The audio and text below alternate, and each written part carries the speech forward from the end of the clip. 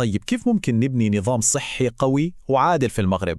نظام يوصل لكل الناس سواء في المدن الكبيرة أو في القرى البعيدة. في تحليلنا اليوم رح نلقي نظرة على تجربة مختلفة، تجربة النرويج. مو عشان ننسخها حرفيا، لا، لكن عشان نستلهم منها ونشوف إيش ممكن نتعلم لبناء مستقبل صحي أفضل عندنا.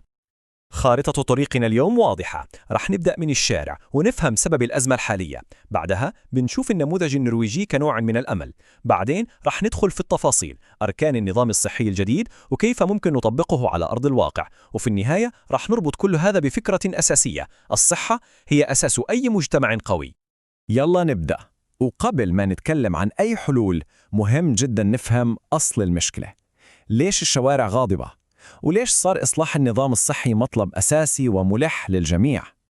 في عبارة تلخص الوضع تماما: الأزمة الصحية تتحول إلى شرارة غضب اجتماعي. وهذه مو مجرد جملة عابرة، لا، هي وصف دقيق للواقع. لأنه لما الناس تحس أن حقها في الصحة مهمل، الإحباط اللي كان صامت بيتحول لصوت عال ومسموع في الشارع. وهذا بالضبط اللي قاعد يحصل.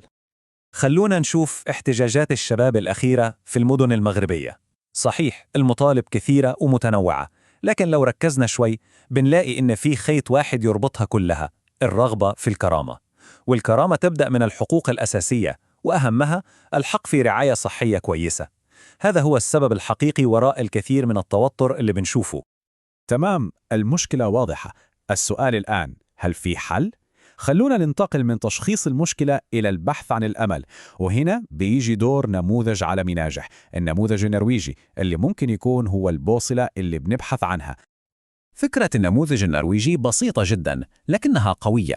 باختصار، الدولة هي المسؤولة، هي اللي تضمن إنه كل مواطن بغض النظر عن راتبه أو مكان سكنه يحصل على رعاية صحية عالية الجودة. الفكرة مبنية على التكافل، على إن ما في أحد يواجه المرض لوحده.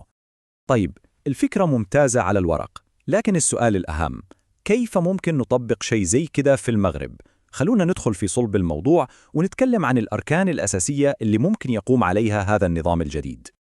وهنا نيجي للنقطة الأهم، المبدأ الأول: الصحة مو سلعة نشتريها ولا هي خدمة كمالية. الصحة حق أساسي ومضمون لكل الناس. هذا هو الأساس، حجر الزاوية اللي لازم ينبني عليه كل شيء. بدونه كل النظام يفقد معناه. طيب من وين الفلوس؟ هذا هو السؤال اللي يطرحه الكل. الفكرة تعتمد على نظام ضرائب عادل وتصاعدي. يعني ببساطة، اللي دخله عالي يساهم بنسبة أكبر، والطبقة المتوسطة تساهم على قدها، أما الفئات المحتاجة فتكون معفاة تماماً. ويكون عندهم بطاقة صحية تضمن لهم العلاج المجاني. هذا هو التكافل الاجتماعي بأوضح صورة. وهنا في تغيير كبير في طريقة تعاملنا مع المرض. فكرة طبيب الأسرة بتغير كل شيء. يعني بدل ما نروح مباشرة للمستشفيات المزدحمة، يصير لكل أسرة طبيبها الخاص اللي يعرف تاريخها الصحي ويوجهها صح.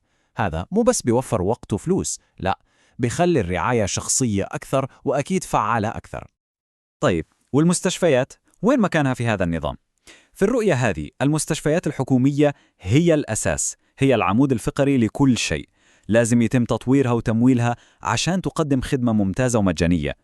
والقطاع الخاص له دور طبعا كخيار إضافي أو تكميلي، لكن بشرط مهم جدا: رقابة قوية عشان نمنع أي استغلال.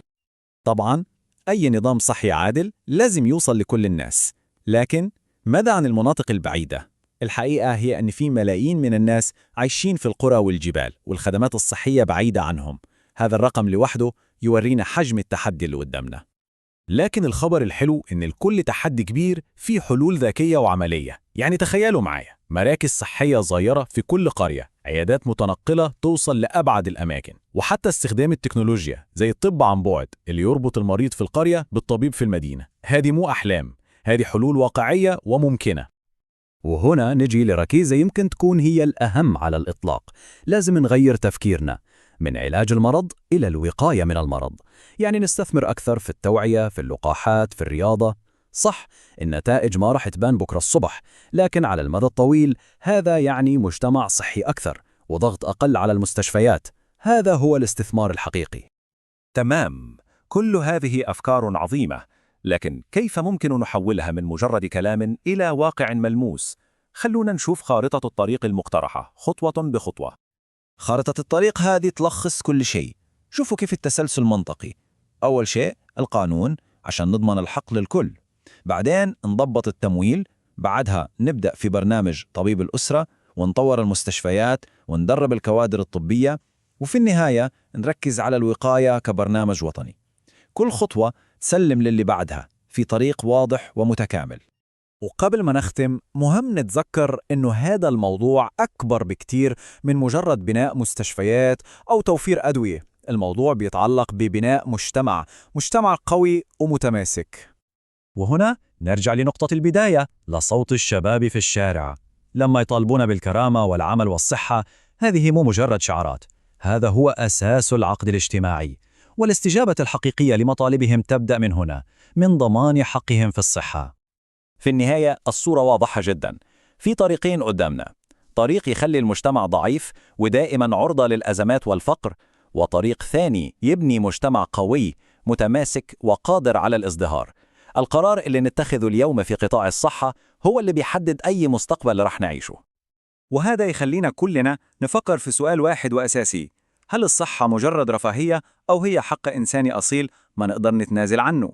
الإجابة على هذا السؤال هي اللي بترسم ملامح مستقبلنا كلنا.